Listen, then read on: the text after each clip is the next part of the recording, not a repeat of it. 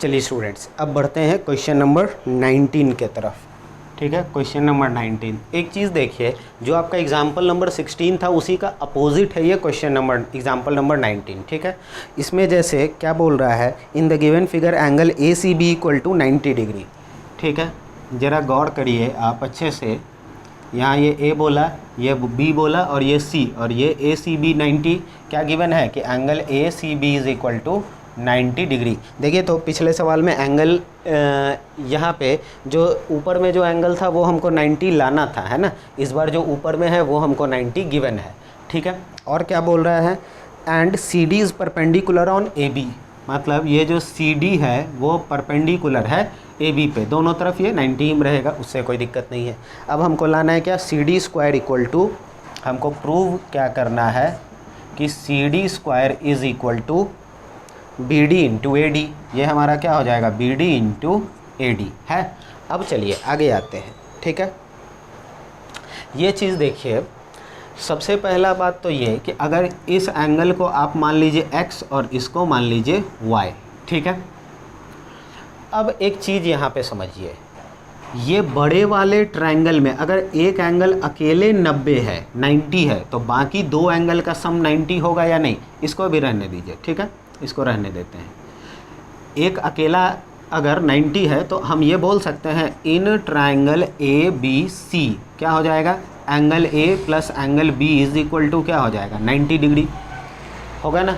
और एक चीज़ गौर करिए, आप इस छोटे वाले ट्रायंगल में देखिए, कौन सा, इन ट्रायंगल ए डी सी, इसमें क्या होगा, इस छोटे वाले में भी ये एंगल 90 है, तो ये एंगल और ये एंगल का सम क्या हो जाएगा, 90 होगा, है ना।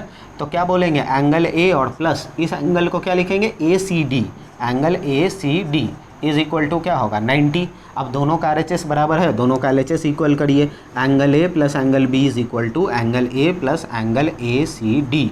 एंगल ए कट गया तो angle B is equal to क्या हो जाएगा, एंगल ए सी डी।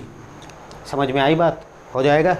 चलिए, तो अब एक चीज़ गौर करिए कि एंगल बी यानी ये अगर x है तो ए सी डी यानी ये भी क्या हो गया, x। अब आप इन दोनों ट्रायंगल को सिमिलर नहीं कर सकते हैं क्या, बिल्कुल, ये और ये बराबर, ये और ये 90 हो जाएगा, दोनों ट्रायंगल सिमिलर। तो हम कैसे लिखेंगे इसको, यहाँ लिख देते हैं, ये देखिए इन ट्रायंगल, लेकिन इसको लिखना ही तो इम्पॉर्टेंट है। अब गौर करिए, तो ये अगर y होगा तो ये भी हमारा क्या हो जाएगा, y।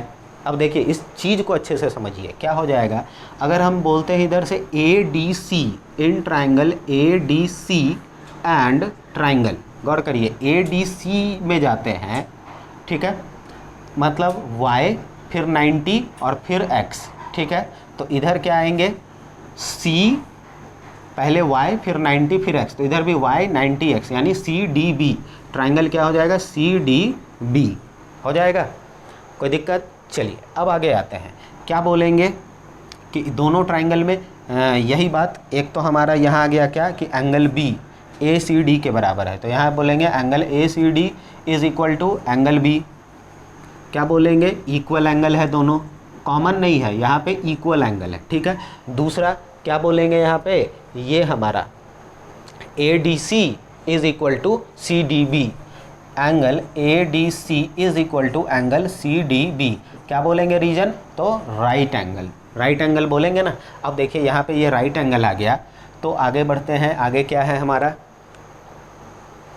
हाँ दोनों ट्रायंगल को सिमिलर कर लीजिए, बोलेंगे so triangle A D C is similar to triangle C D B, reason क्या देंगे, तो बाय एंगल सिमिलैरिटी हो जाएगा, ये दोनों ट्रायंगल क्या हो जाएगा, एंगल सिमिलैरिटी से सिमिलर हो जाएगा। समझ में आई बात। और जब सिमिलर आ गया तो देखिए आप ऐसे लिखिए, A D by C D is equal to D C by D B is equal to A C by C B हो जाएगा।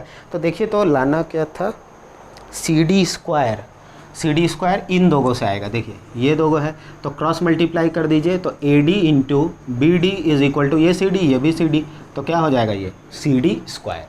समझ में आया स्टूडेंट्स, इस तरीके से ये सवाल हमारा सॉल्व होगा। ठीक है, चलिए बढ़ते हैं अगले क्वेश्चन के तरफ।